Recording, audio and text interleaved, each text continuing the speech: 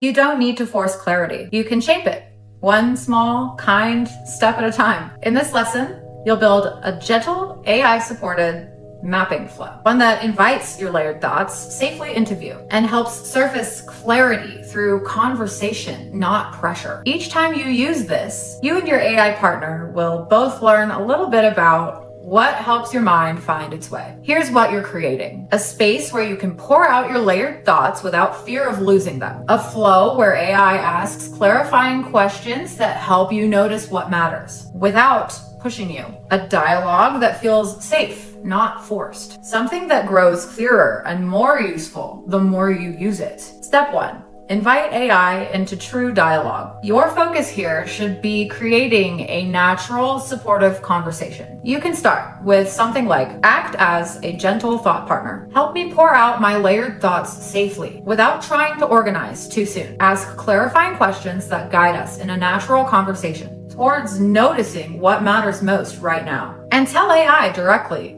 keep asking clarifying questions as we go. Help me uncover what's most important without trying to get me to decide too soon. Step 2, feed the system your context. Give AI clues about what you're actually trying to do. Before you start, share things like, here is what I'm trying to work through, with a brief description. Here's what tends to overwhelm me when I try to sort ideas. Or here's what I hope to feel like at the end of this. Number 3, let the conversation flow. Run the prompt. Let AI ask clarifying questions. If it doesn't ask enough, just gently guide it. Say, please help me go deeper. What else can I reflect on here? The goal isn't to decide or organize anything. It's about to notice together.